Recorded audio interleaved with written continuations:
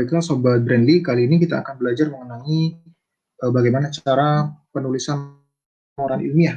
Jadi pada soal di sini terdapat sebuah urutan, yang mana urutan ini masih ada yang kosong. Kita diminta untuk melengkapi kira-kira berapakah atau apakah isi angka dari angka Romawi 1, 2, 3, dan 4. Jadi kita akan membahas satu persatu dari atas untuk format atau komposisi dari laporan ilmiah.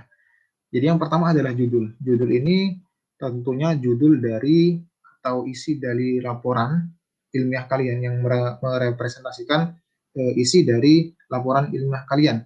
Kemudian yang kedua adalah prakata. Ini adalah kata pengantar atau kata sambutan dari penulis. Kemudian yang ketiga, seperti biasa, daftar isi ini adalah yang berisi apa saja bab-bab atau isi-isi yang ada di laporan ilmiah kalian beserta nomor halamannya. Kemudian yang keempat ini adalah pendahuluan atau biasanya disebut bab 1. Nah, pendahuluan ini isinya ada beberapa. Yang pertama itu biasanya adalah latar belakang. Latar belakang ini misalkan mengapa perlu dilakukan penelitian ilmiah kalian. Kemudian yang kedua biasanya adalah rumusan masalah.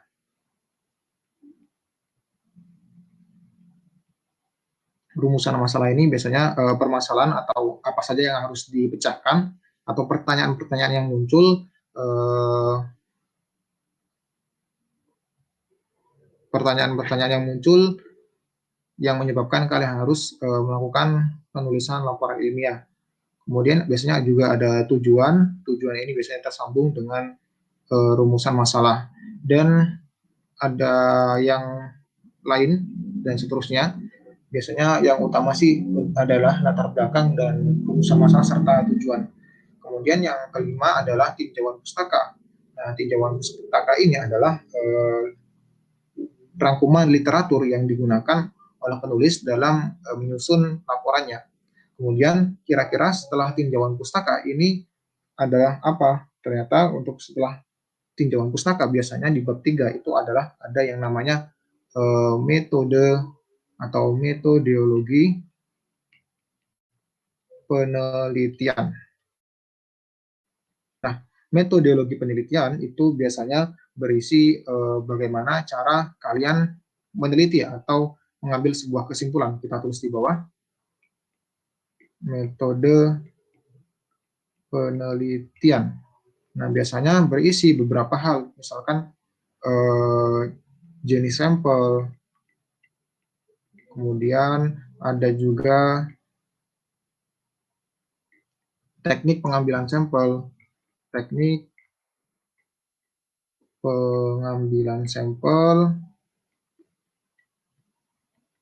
kemudian biasanya ada juga teknik pengumpulan data atau pengolahan data,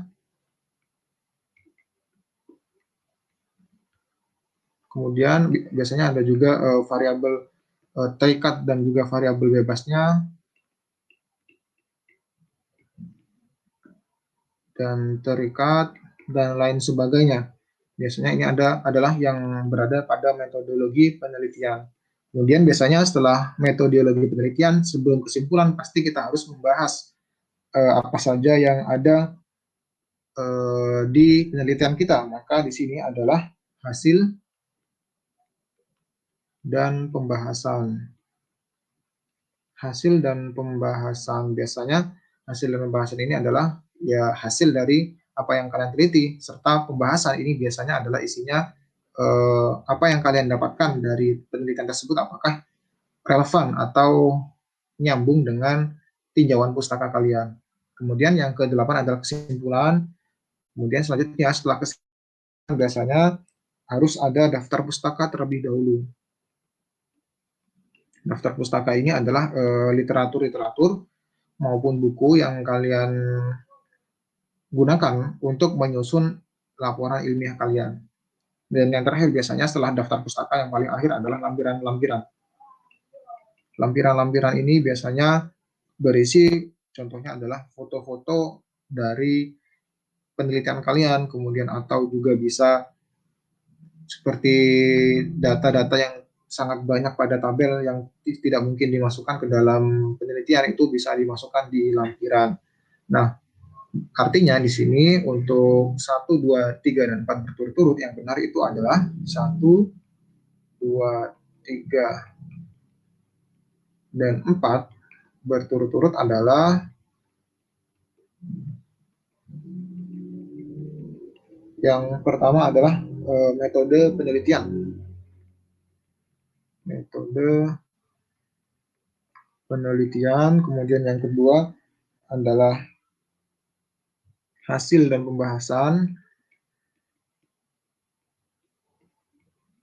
yang ketiga adalah daftar pustaka, dan yang terakhir adalah lampiran. Maka ini adalah jawabannya. Semoga dapat dipahami, dan selamat belajar Sobat Brandy, dan salam edukasi.